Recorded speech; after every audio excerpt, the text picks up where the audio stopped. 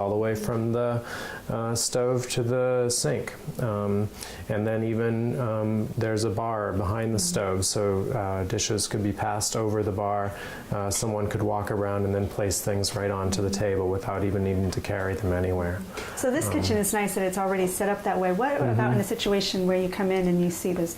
What kind of modifications might you suggest, or what simple things can people do to modify their space? We might have them rearrange furnishings.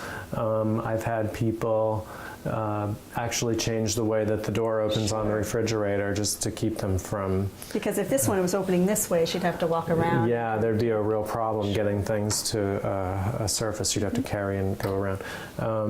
There's trays you can get, rolling carts kind of things you can get depending on someone's abilities. They can adapt their walker to put a basket on the walker, or be creative. We're trying to keep things from spilling, so we might get them some containers with lids so that they can transport things to where they normally eat without worrying about them spilling. So we're pretty creative at adapting someone's environment to make it safe. This is ideal, but as we know, everyone's space isn't ideal. Talk a little bit about height and where things should be stored that you're using often. Well, if someone's got problems with their, in their shoulders, or trouble reaching, or weakness, or breathing problems, you want to limit the heavier items to space that's generally around waist height or countertop height if you can. One thing that people don't always think of is, if there's certain pans and pots that you use all the time, and you find that you're putting them away and taking them out every time you have a meal, folks will just leave them out on the stove and use them, that so changing way. Some of your habits is okay. Yeah, looking at your habits and routines, and then making some small changes can save you a lot of effort and risk. You want to try to keep things, generally what I suggest is between knees and shoulders. I mean, most things that you use, you want to try to keep between that height. So sometimes there's drawers and maybe a top shelf in the lower cupboard, and then maybe the lower shelf of the upper cupboard. Try to store everything in that range if you can. And if you have to go outside of that range, lighter weight items are better. You can get assistive devices to reach down, like a reacher or a grabber. Is something that's handy for getting that box of cereal off the upper cupboard if it's hard for you to reach. You just want to avoid things like using footstools a lot to retrieve things if you've got some risk factors. You do want to avoid that so you don't have a slip off of that area. Right. Sure. Exactly. What about rugs? A lot of times you see rugs in the kitchen. Yeah, I mean, there's benefits and disadvantages and advantages to rugs. Our rule of thumb is to try to get rid of them whenever possible. But sometimes that's not always the best thing to do for someone, depending on their situation. So, but if there are rugs, you want to, make sure they're at least attached securely. You can use double-sided tape underneath a rug to keep it from sliding on the floor.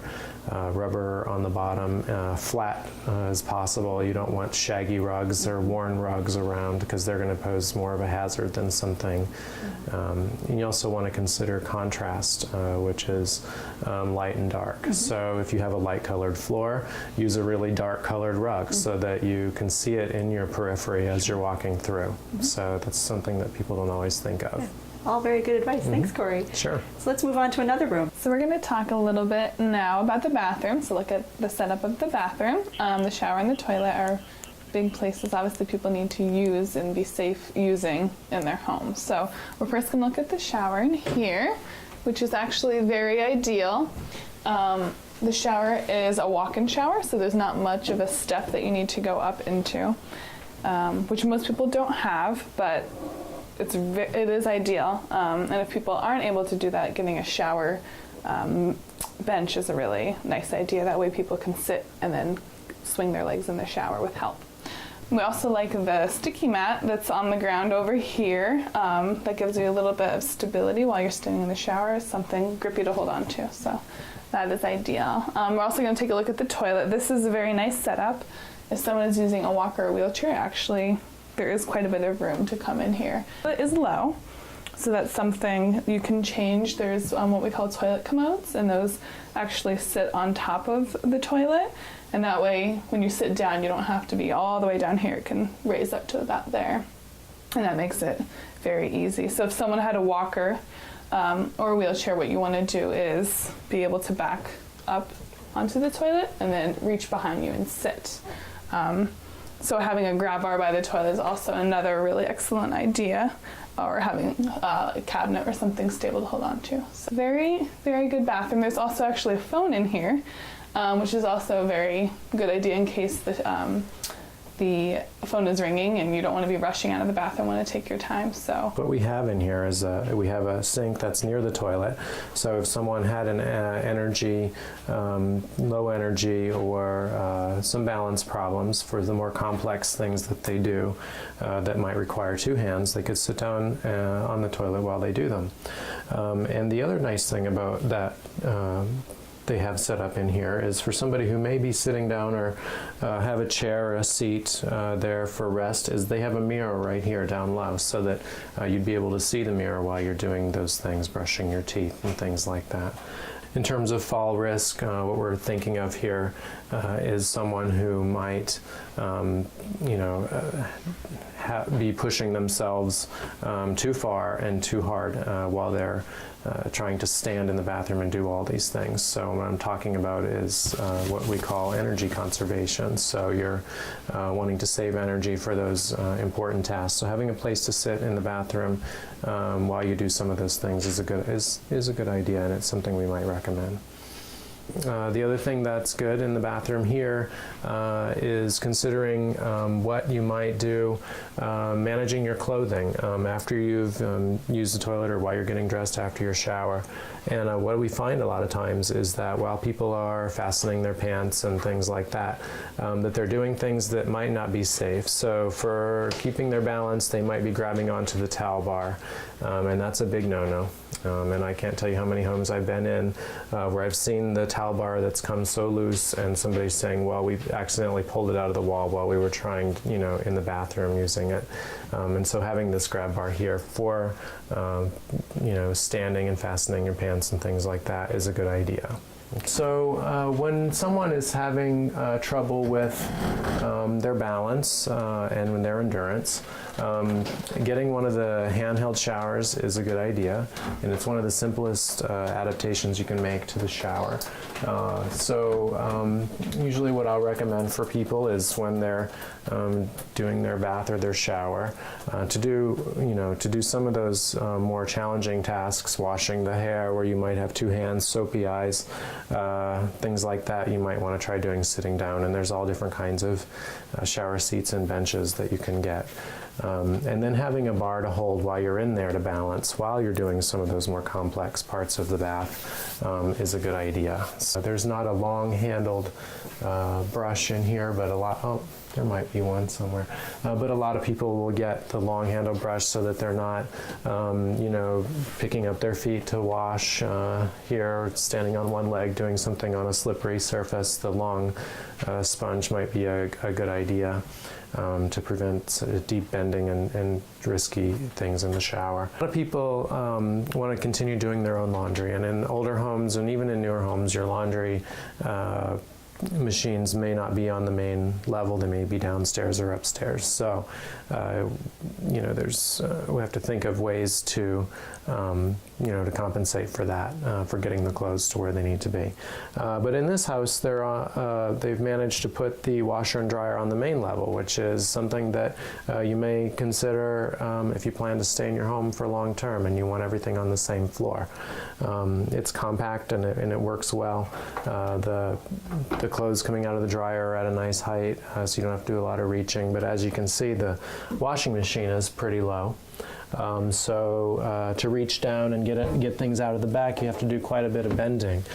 So what I would probably suggest is, if that's something that's going to be difficult, is to get a reacher or a grabber or a hook of some kind to get the clothes out of there, or also to use a chair or something to bring yourself close so that you can reach in without doing a lot of deep bending or deep crouching down.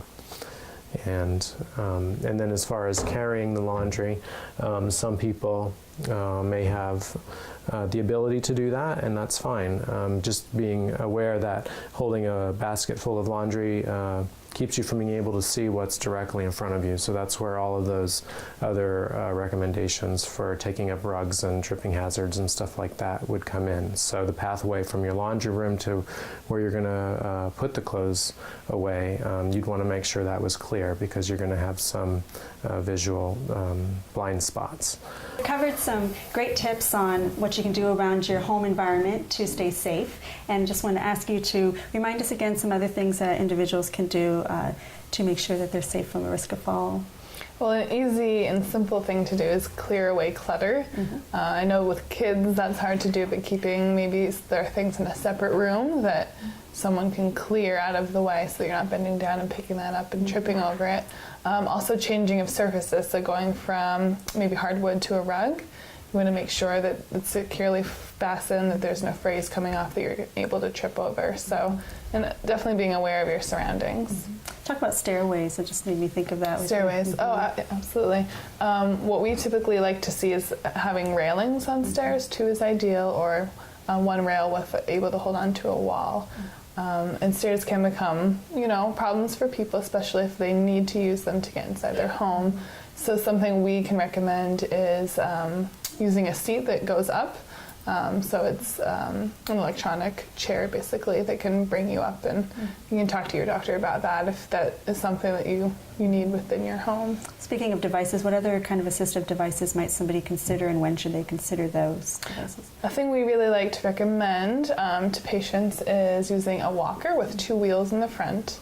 That's ideal because you don't need to be picking up the walker to move in your house. Also, people like to use canes because one hand is free, able to do more if that's something you need. So if you do have concerns about that, I would recommend going to see your physician and asking about fall risk assessment. He can recommend either a device that you can get through your health insurance, or having a PT come, a physical therapist come and do a home safety evaluation. So, and when PTs make that recommendation of having an assistive device, that's generally when insurance says yes. Sure. Yeah. Okay. Good. Other things that individuals need to keep in mind? Medication interaction. Do you want to speak on that, Corey? The interactions are important to consider, and also the person's ability to take the medications correctly and on time. And if you notice that your family member is having a harder time remembering them, or getting them mixed up, having someone sort of help you figure out why, could be, critical. And when you're talking about fall risk, it's these types of errors that lead to, the loss of consciousness and balance problems, and taking too much or taking too little. One thing that I try to address with clients is, what is their routine for taking their medications? Do they need any assistive devices to help them take the medications on time? Boxes a particular type of a box, or if they have a vision problem, making sure that they can identify the day and the time of day and all these kinds of things, and how they're setting those up. There's a lot of different options. So if you're having trouble just taking them straight out of the bottle, then maybe it's time to think about another way to keep yourself independent and safe with taking your medications. So really working well with your healthcare team, your physician and your other providers, and regular checkups to assess for vision and other. Always know what your vision status is, and talk to your doctor about it. Good. So we've covered a lot about prevention, but sometimes we can't prevent everything from happening, and falls are going to occur. What are some safety or some advice you can give when a fall does occur? Being able access to a good phone, either having one in the room can usually work well, but what we typically recommend is having an alert. So Lifeline is a popular brand people use a lot. So it's actually a necklace or a bracelet people can press, and it activates, when you press it activates your family members and then 911. So you can get help away, because when you fall, it's not usually in a convenient place. Sure. So You may not be able to access. get back up to get to a phone. Absolutely, Okay. yes. Sure.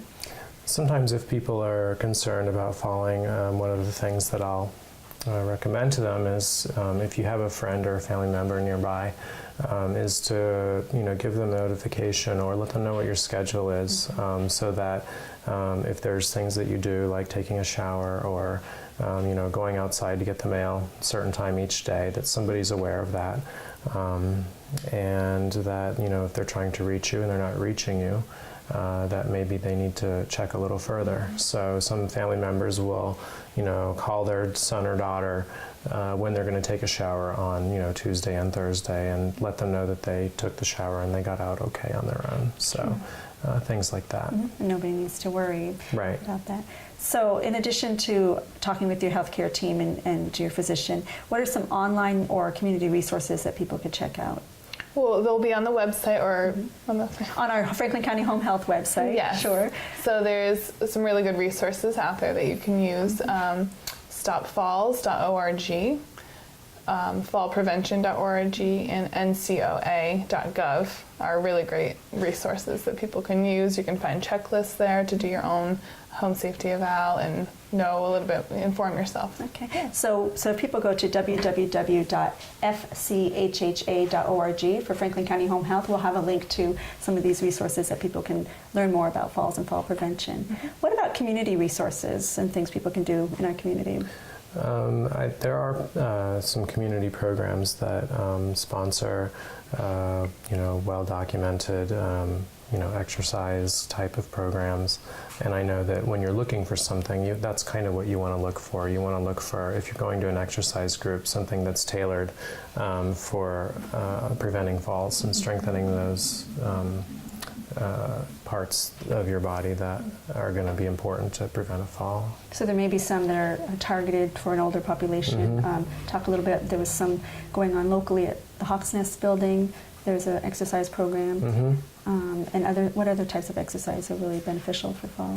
Recently in national studies, they found that Tai Chi is a really good exercise to do with older patients, because it's a low impact, meaning you're not jumping, you're not doing a lot of stuff that's hard on the joints. And one of the professors at University of Vermont has studied this, and it actually holds programs at the school to do that. There's also tailored programs for older patients